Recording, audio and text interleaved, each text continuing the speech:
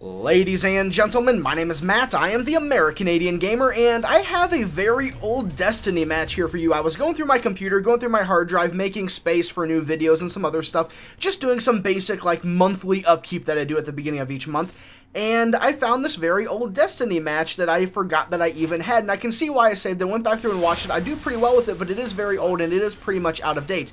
And you'll see here in a second exactly how old it is once this loads.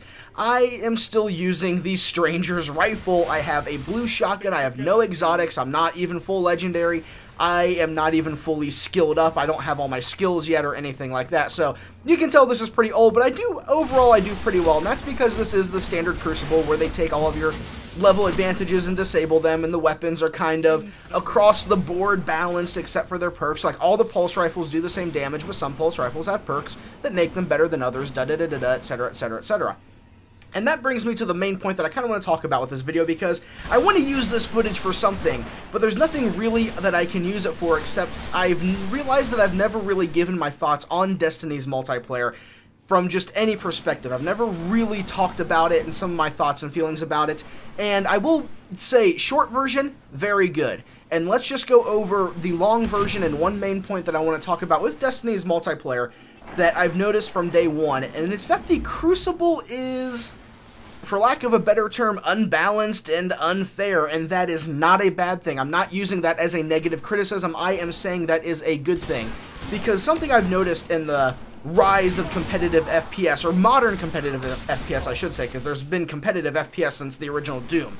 The original Doom was played competitively, or Doom 2 was especially, but since the era of, let's say, like Halo 2, since the console era really took off into competitive multiplayer, there's been such a major call towards balance in first-person shooters. I mean a major call, to the point where it is the first thing that is looked at and is scrutinized over everything else in the game. And I can understand why people would want that, because when people play a game, they want to be able to go in and know that they're going into a fair matchup, to where two people enter, one person leaves, and it's not determined by who has what weapon at what time. It's determined by who was just the better player.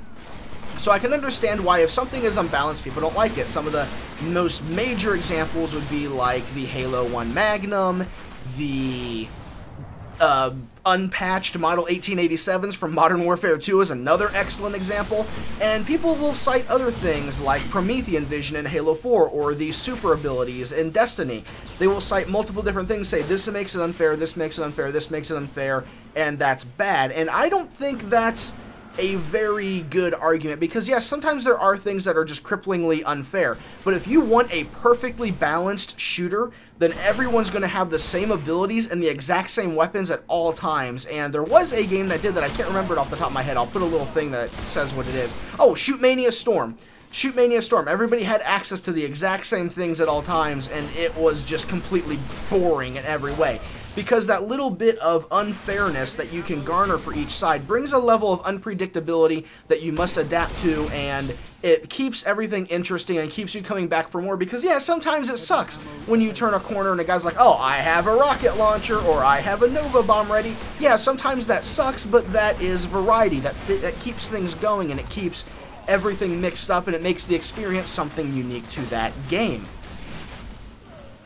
Now, obviously, you are going to get to a point where the imbalance becomes too much to handle, where one player having so much power over another is going to be something that ruins the experience for everybody, which is why they handled the Crucible the way they did. You have the Iron Banner, which is like, hey, everything is disabled, all the level everything is enabled, all your level advantages, you have all of that available to you, and so you can go in with your super powerful weapons, your fully decked out character, all of your perks, all of your stats, all of your health.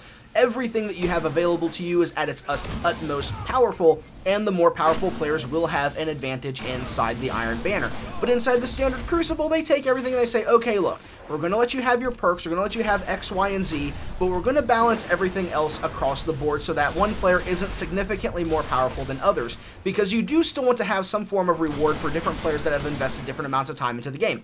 That's why MMOs like World of Warcraft, they will have players broken into tiers. 10 through 19 is in one tier for Battlegrounds, then 20 through 29, 30 through 39, etc., etc., etc., because if you take a level 1 player and you put them against a level 100 player, the level 100 player will kill them by walking past them. The breeze that they make when they run past the level 1 player is enough to kill them at that point.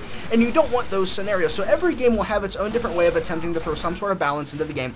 But just because a game is unbalanced doesn't mean it's bad. You need the level of unbalance because you want something unfair that players can use to their advantage.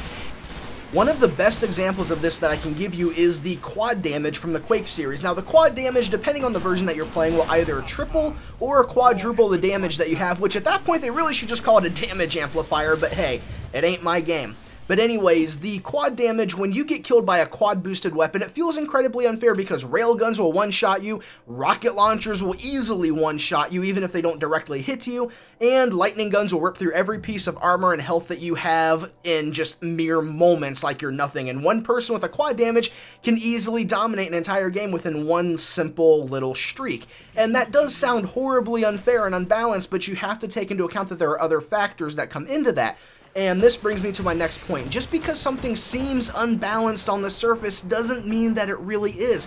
Because in order for that player to obtain that quad damage, they have to fight for it. It is an item, a power-up that spawns on a particular point in the map at a particular time with particular intervals. They have to be there, they have to fight other players for it, and then they have to use it. Maybe they do get the quad damage, but they take 150 points of damage in the process, and then they're left open to a simple shotgun blast to finish them off before they can really make any good use of it. And the same thing goes for items like Mega Health and Mega Armor. Think about the Overshield in Halo. You have to fight for the Overshield. Yes, the Overshield does make you very powerful, and it makes you a force to be reckoned with, but if you're the only one that grabs it for your team and there are 2 people from the enemy team, you're going to have a hard time dealing with them. Yeah, maybe you do take them out, but you're going to become incredibly injured in the process, or they're probably just going to kill you because there's 2 of them and they do outnumber you at that point. So before you call something unbalanced, make sure it actually is before you say it's unbalanced. But I am running out of time with this footage. I don't have much of it left, if I have any of it left, to be honest, and I'm just going to end this video here. I'm going to leave you with one little last thing to think about. The next time you sit down to play any kind of game, board game, card game, video game, any kind of game, don't look at the things that you think are unbalanced. Don't look at the things that you think are unfair. Look at the things you enjoy, embrace those, and learn to love the game through that. Because not everything is going to be a perfectly balanced experience. Find the games you enjoy to play and play them in ways that make you happy, because that's what it's all about. It's about having fun, and it's about just being happy and playing the game. So, as always, ladies and gentlemen, thank you so much for watching. My name is Matt, and I'll see you next time.